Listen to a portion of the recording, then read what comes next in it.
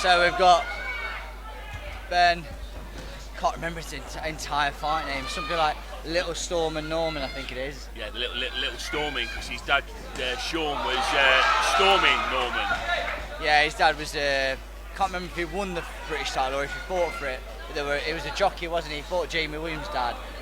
Steve Williams. Yeah, He lost to him for the Midlands area title. And I'd love to have seen a fight between Jamie and Louis Norman. They were both flyweights at the same time, but their paths never met. But that'd have been a bit of a fight. Anyway, back to this one though. Benn Norman. For those of you that don't know Benn, he's got an older brother, Louis Norman, who won the English title very early on. He's fought Charlie Edwards, Andrew Selby. Yeah, Andrew Selby, and he's had some tough fights. He's won a lot of fights, and they spar together. Benn Norman, who we can see now in the ring, is the younger brother. Had an amazing amateur pedigree. He got robbed in the finals of the amateurs. It's all lovely body shot there, but he got to a really good level in the amateurs. He always came in the quarter semis and finals, but you know, he basically said he's sick to death of being robbed, so we're going pro and see how it goes. But he can bang.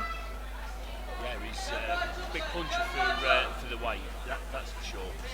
Bit of an interesting stat for you.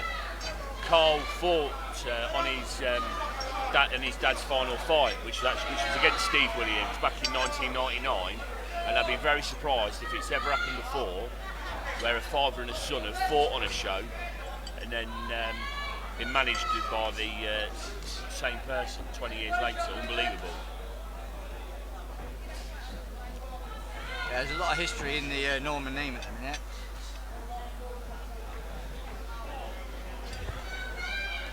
We can see his opponent, Marius, is from Lithuania. He's only had 4 fights, 2 wins, 2 losses, so a nice mixed bag there. One of his wins was by knockout in Latvia. He's from Lithuania himself. He went to Latvia and won by knockout. But Norman's getting plenty of jaw with the left hand, definitely. Well, Norman's very confident. Look, low hands. His chin's a little bit higher than maybe some people would like their chin to be. And that's just a sign of confidence, I think, from Benn. Lovely. A check sort of in between a hook and a straight there, but off at an angle. That's the amateur class that we're seeing come through.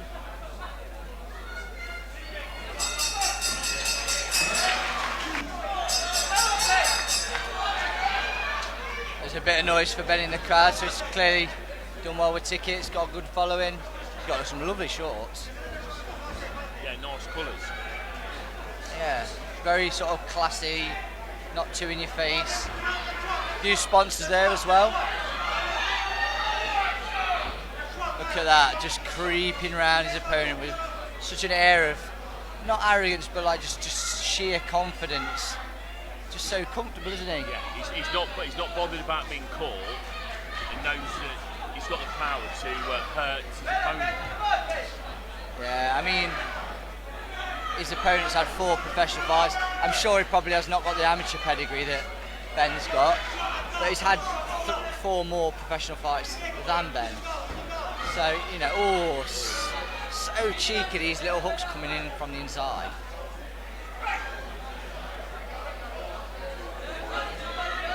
Oh, Marius getting clipped every time at an angle. Or, a feint left and then a right hand lands down there on the cheek. I think Benn might want to start chopping away at Marius's midsection to bring his hands down and, or as I was saying, a lovely body shot there. If he can just chop Marius down from the body, I know there's not a lot to hit, but if you can draw his hands down, tie that body. Oh, nice combination there. Oh, Marius chasing him down. He's clearly competitive and coming to win. Benn's starting to catch him regularly. Oscar in the corner of Marius. Oscar's a sort of foreign fighter agent. When they come to this country to fight, he's he sort of like ensures that they know where they're going and taped up and looked after and corners them. You might see him a lot on the big O2 arena shows. Yeah, he's a regular in the away corner. Yeah. Ben, just look at that. His hands are so low, and he moves his head so well. Oh, a glancing left hook across the floating ribs there, weren't they? But Marius comes straight forward again. He wants to land some shots himself.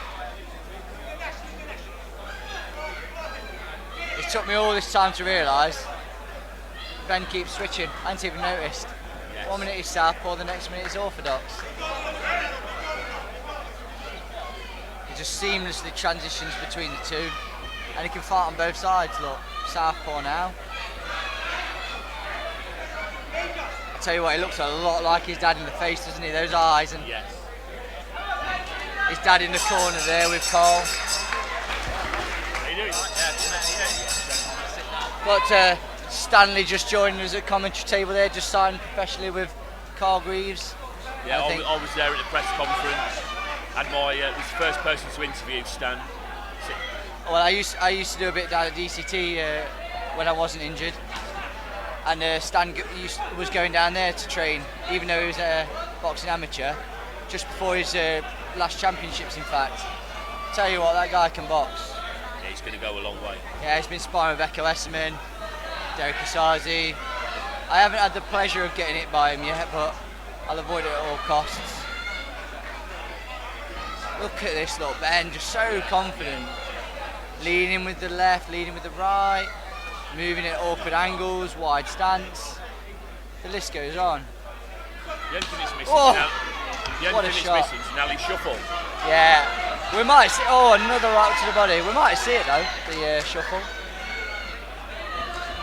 Sort of slight air of just sort of cocksure, isn't he? Yeah. Just look how low those hands are.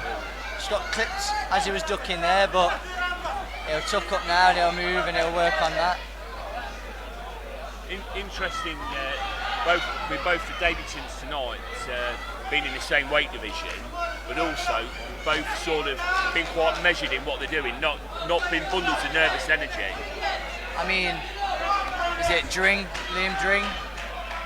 Liam and Ben, they are at the same weight at the moment, but at those weights, it doesn't always last very long. It's hard to make that weight as you grow, so when I was 21 I would have been 57, 59 kilos, and then 25 and on, I'm sort of like 65, 64. So, you know, they might stay that weight division, they might not, but Dring and Norman, I think it'd be an interesting fight for sure. Both very slick, very strong, very clean. You can tell with the class they're at the amateur pedigree they've both got, definitely. Well, I don't think they'll meet until it comes to an area title though. And if they do, I'll be shocked. Both of those guys will learn the pro game, fight some durable opponents, and then they might get forced to fight for the area title later on. But I think their paths should meet at some point. I interviewed Ben in the run-up to this show, and his goal is sort of in the short term is 5 or 6 fights at middle area title. Yeah, that way, some you might think that's not many fights, but at that weight, there's only 11 guys in your weight category. That's half the category gone.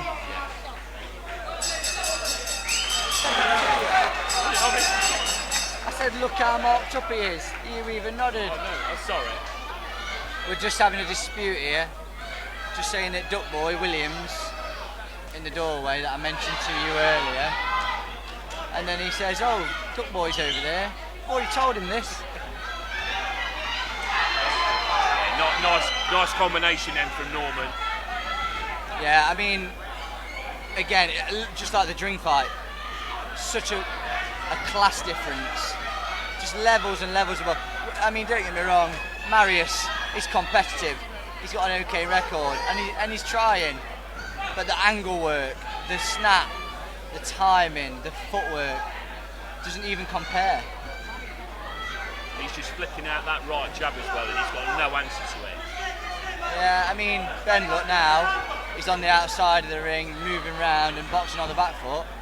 But then any second now, he'll switch and move forward and put him on the back foot.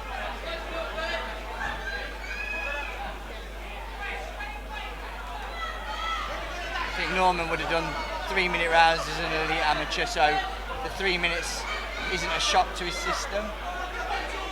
That might be why we're seeing a lot of amateurs coming through that look so comfortable now.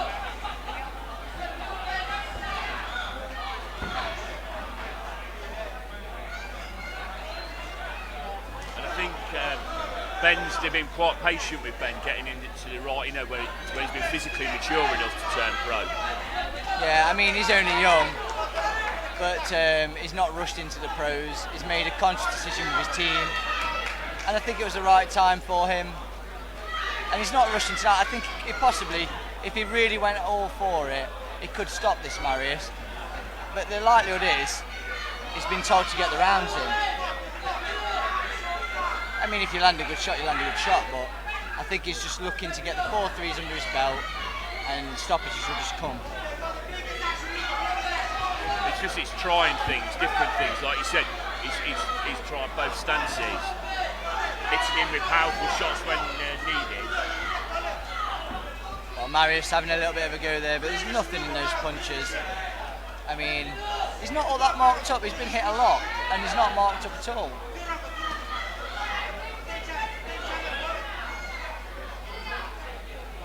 Benn bouncing around, look, so easy to watch. Effortless. It's easy to watch, efficient. Look at that. He started in the southpaw position, jabbed and switched off into orthodox. Like it was easy. You try and teach that to an amateur, you fall over. Not all amateurs, just some. I tell you what, some pros would struggle to do it.